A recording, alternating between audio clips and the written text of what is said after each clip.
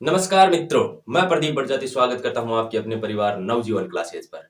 साथियों, हमने एक साइंस की शुरुआत की है जिसमें आपका बहुत ही प्यार मिल रहा है, बहुत ही सपोर्ट मिल रहा है।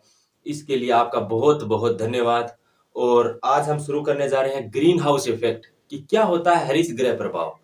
इसके बारे में सुना बहुत है लेकिन कभी जानने का प्रयास नहीं किया। आज बताऊंगा और एग्जामिनर क्या क्या क्वेश्चन बनाता है वो भी बताऊंगा। तो साथियों, ग्रीन हाउस इफेक्ट जब आप बहुत से खेतों में देखते हैं कि एक पारदर्शी थैली होती है। पारदर्शी थैली को इस प्रकार से लगाया जाता है जिसमें सूर्य की किरणें आती है और उसमें CO2 वगैरह गैसें होती है, वो इकट्ठी हो जाती है, जिसके कारण उसका तापमान होता है ना वो बहुत अधिक हो जाता है और वो वापस से नहीं जा पाती। ये सर्दियों में काम आता है। और सब्जियों के जैसे किसी खेत में सब्जियां लगाई हुई है, उसके ऊपर से एक पारदर्शी पन्नी लगाई जाती है जिसमें सूर्य का जो प्रकाश आता है ना उससे इसका अंदर का जो टेम्परेचर हाई हो जाता है। और सर्दियों के दिनों में जब रातें वो ठंडी होती है ना उस समय भी इसका तापमान सही बना रहता है। सीधा सीधा अगर इसको समझाना चाहे तो मोटा मोटा यही होता है कि उमस, ग्रीन हाउस इफेक्ट का मोटा सा मतलब तो यही होता है, उमस। क्यों? इसके अंदर सूर्य की किरणें पारदर्शी पन्नी है। और ग्रीन हाउस इफेक्ट क्यों बोलते हैं? इसके अंदर हरी सब्जियां होती है। हरी सब्जियां होती है, वो ग्रीन हो गई, ये पूरा हाउस बन गया। और सूर्य की किरणें आई, greenhouse effect. Greenhouse effect तो इसलिए बोलते हैं, इसका तो कोई कारण ही नहीं है कि ग्रीन हाउस इफेक्ट तो कोई बहुत मोटा कारण होगा। ग्रीन सब्जियां होती है, इसके अंदर आप बैठ जाओगे तो ये ब्लैक हाउस इफेक्ट हो जाएगा। ऐसे ही होता है। ये कौन सी गैसें होती है जो इसके लिए उत्तरदायी होती है? और पृथ्वी पर भी तापमान है ना वो निरंतर बढ़ता जा रहा है। पृथ्वी का भी वो इसी के कारण बढ़ता जा रहा है, इन्हीं गैसों के कारण बढ़ता जा रहा है। किस प्रकार देखिए, बात करते हैं हम। पहले तो मैंने आपको बता दिया कि क्या होता है ग्रीन हाउस इफेक्ट, अब समझेंगे एग्जाम की दृष्टि से।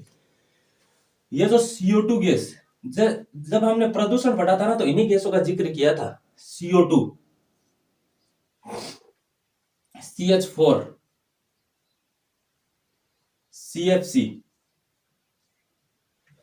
और एक होती है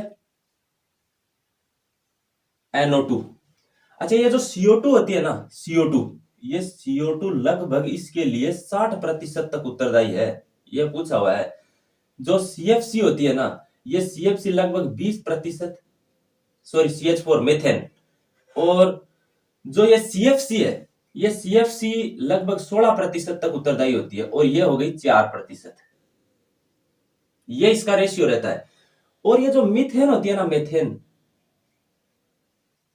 ये जो मेथेन होती है ये कहां से उत्पन्न होती है? ये जब हम चावल की जो पराली होती है उसको जलाया जाता है तो वहां से एक गंध उत्पन्न होती है। गोबर गैस होता है, उससे बायोगैस, उससे भी एक गंध उत्पन्न होती है, वो मेथेन की ही होती है। मतलब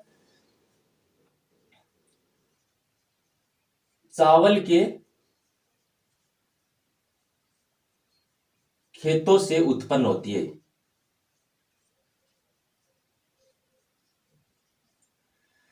चावल को के जो खेत होते हैं उससे उत्पन्न होती है ये मेथेन गैस, चावल के खेतों से। अच्छा, ये चावल के खेतों से उत्पन्न होती है। अब हम ओजोन के बारे में बात करते हैं कि ओजोन गैस होती है ना, ओजोन की जो परत है वो हमारी इन्हीं किरणों से, जो पराबैंगनी किरणें आती हैं उनसे हमारी सुरक्षा करती है।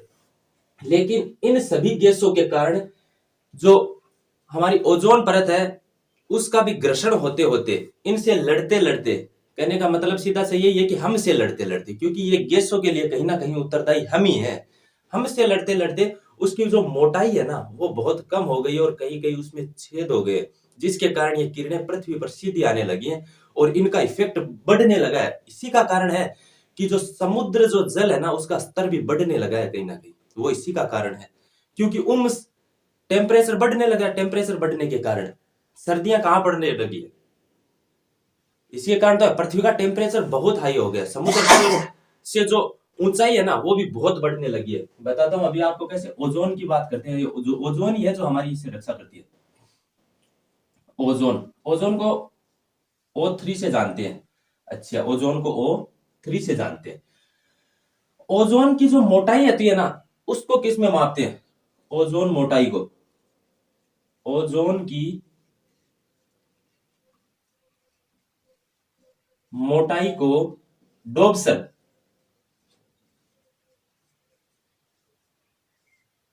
डोप्सन में मापते हैं। ओजोन की मोटाई को डोप्सन में मापा जाता है। एक तो ये बात हो गई। और ये ओजोन होती है ना O3, ये O2 का ही अपर रूप है। और O3 में इसकी जो गंध होती है, स्मेल होती है, वो कैसी होती है ओजोन की, O3 की? O3 में गंध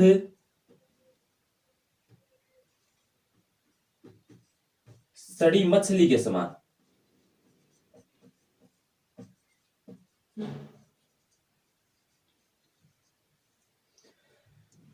और जो ये ओजोन है, इसकी मोटाई में भी परिवर्तन आ रहा है।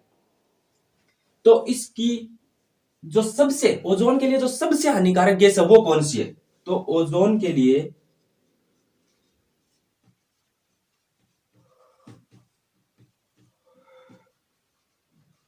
सर्वाधिक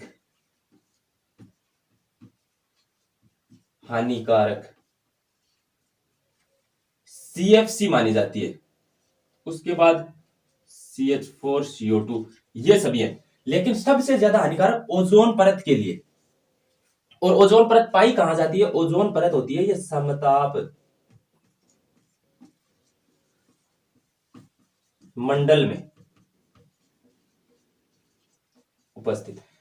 ओजोन परत होती है ना, ये समताप मंडल में पाई जाती है। इसके लिए सबसे हानिकारक गैसें कौन सी हैं? ये है CFC, CH4, ये सभी गैसें इसके लिए सबसे हानिकारक है। अच्छा, इस जो परत की जो मोटाई होती है ना ओजोन की, ये बताता हूं आपको। ओजोन परत की मोटाई के बारे में बात करते हैं।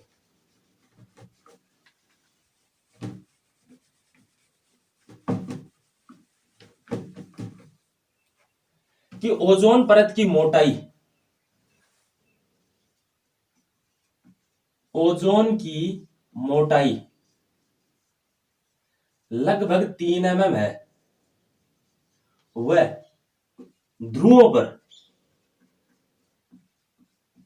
4 mm। अब एक बात करते हैं कि ओजोन परत के बारे में सबसे पहले पता कब चला कि ओजोन परत का है वो ह्रास होने लगा है? इसका सबसे पहले पता सर्वप्रथम जानकारी 16 सितंबर 1985 को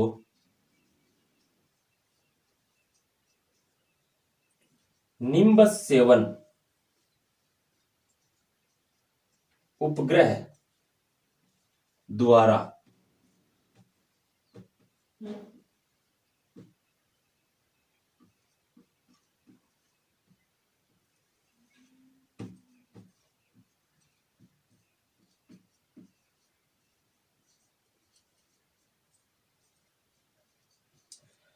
ओजोन परत के बारे में सबसे पहले 16 सितंबर 1985 को निम्बस 7 उपग्रह के द्वारा अंटार्कटिका महाद्वीप से यह देखा गया कि ओजोन परत में एक बड़ा सा छिद्र होने लगा है। और इस छिद्र का सबसे ज्यादा प्रभाव किस देश पर पड़ा?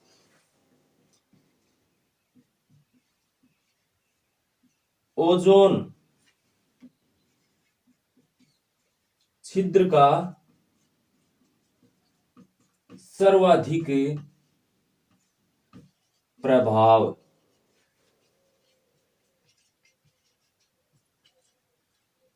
ऑस्ट्रेलिया पर पड़ा। और ओजोन दिवस इसीलिए तो मनाते हैं, ओजोन दिवस इसीलिए तो 16 सितंबर को मनाते हैं कि 16 सितंबर 1985 को निम्बस 7 उपग्रह द्वारा अंटार्कटिका महाद्वीप से देखा गया कि ओजोन जो परत है उसका ह्रास होने लगा है। और इससे सर्वाधिक प्रभावित देश है वो है ऑस्ट्रेलिया। अच्छा, ओजोन दिवस, ये जो ओजोन दिवस है ना, ये ओजोन दिवस इसीलिए तो 16 सितंबर को मनाते हैं। इसीलिए मनाया जाता है 16 सितंबर के दिन कि ओजोन को बचाओ, ओजोन बचाओ दिवस मान सकते हैं आप इसको।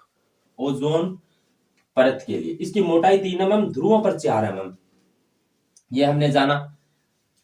ये CFC 16%, CH4 20%, CO2 60% होती है, NO2 4% होती है, CFC होती है। ये जो CH4 होती है मेथेन, ये चावल के खेत, धान के खेतों से उत्पन्न होती है। ये हमने जाना। अब हम इसके बारे में एक बात करते हैं कि इसका सर्वाधिक जो ह्रास है ना, वो कब होता है। ओजोन का सर्वाधिक ह्रास, सर्वाधिक ह्रास तो होता है इसका मार्च फरवरी से स्टार्ट हो जाता है। मार्च मान सकते हैं, मार्च से लेकर अगस्त। और सबसे कम